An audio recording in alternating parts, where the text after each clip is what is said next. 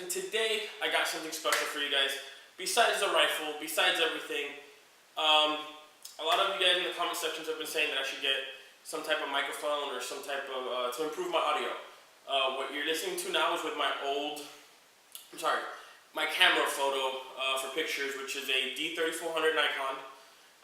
When I tried looking into getting some type of audio system for it, it doesn't have a jack for it, so I had to go ahead and get a whole new camera set up with a mic.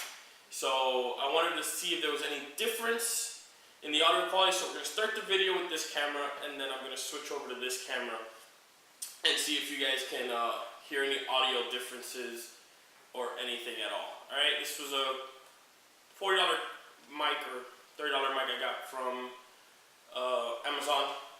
Haven't really used it too much, but yeah, so I got a whole new camera setup for you guys, and let's see how that works out. Alright guys, stay tuned. Alright guys, so we're on the new camera now. Hopefully the mic is picking up and you're getting good quality sound. I made this video about a month ago when I did the ACC chassis video, but I didn't want to put it out because I had a lot of comments about the crappy audio and I wanted to do something better for you guys. So hopefully with the new camera and the new microphone, we're able to get a little better sound, and hopefully I can put out better quality content for you guys in the future. I want to make a video because I get a lot of questions about should I go with Savage, should I go with Remington, which do I think would be a better action for you guys, and it all depends on the type of person that you are.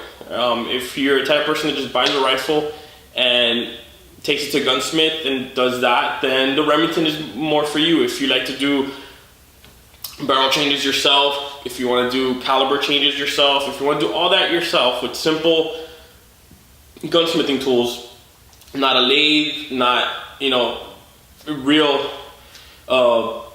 big machining, then the Savage is mostly for you. Right? You can change the barrels, you can change the bolt face, so you can go from different calibers. So if you wanted to go from, like, let's say a 308 to a 223, you could just change the bolt head on the actual bolt and you don't have to change the whole bolt assembly. That being said, there are some drawbacks to the Savage. Drawbacks that I've personally experienced with this rifle is ejection issues. Savage are known to have weed ejector springs, weed ejectors. They tend to break, they tend to get stuck, and that can cause some issues. This rifle I've had for at least 10 years, and I've had multiple issues where I thought the barrel was shot out, I thought the chamber had blown out.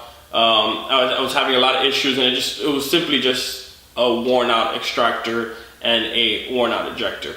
And that, by the time I figured that out, I was, you know, $500, $600, $700 into new barrels, new bolts, new everything to try to figure out what the issue was.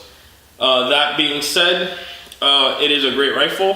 Like I said, if you like doing things yourself, you can do caliber changes, you can do things yourself in your garage with just a vise and the Savage tool.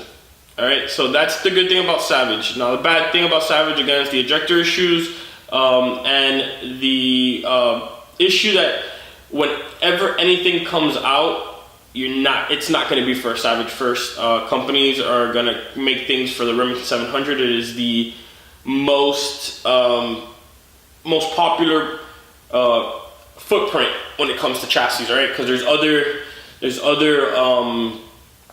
aftermarket actions, you know, Defiance, Bighorn. There's so many of them, and they all use the Remington 700 footprint. So when companies decide to build something, it's gonna most likely come out first for Remington 700, and then as they get more requests from Savage owners and stuff like that, they will make it for the Savage. That's one of the main reasons why I have a Remington 700, because this chassis came out and it's not out for the Savages yet, so I had to go get a Remington. That being said, Remingtons are really great if you either have a buddy that's a gunsmith or are going to take to a gunsmith for rebarreling purposes, things of that nature.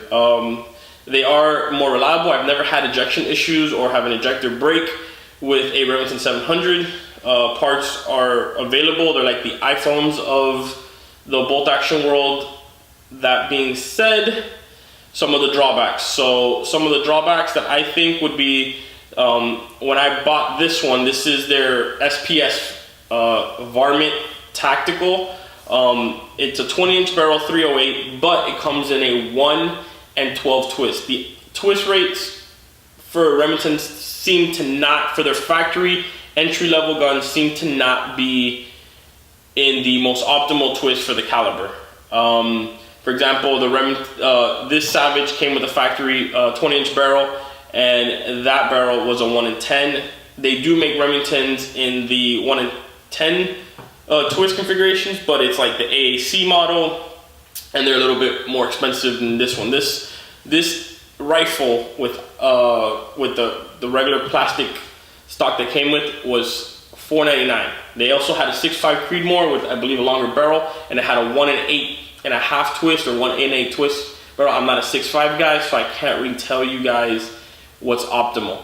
So that being said, let's talk about what would you go with. All right, if you're a guy, like I said, that likes to tinker and do things yourself, I highly recommend the Savage. If you are a guy that doesn't have much, time for tooling, or you don't want to learn how to, just do things that's a little bit more difficult to do on a Savage, and you're just going to pay the gunsmithing cost, and you want done things right, and you want to hold somebody responsible if things don't go right, then I would go with the Remington 700 or any aftermarket platform. All these platforms can be upgraded, so I highly recommend the Remington 700 for like a beginner, and that's why I chose it for the beginner build, because you can upgrade this in so many different ways later. All right, you can upgrade the bolt from PTG, you can upgrade the trigger, you can upgrade the barrel. Everything can be upgraded, and it'd be great. And then later on, let's say you invested all this money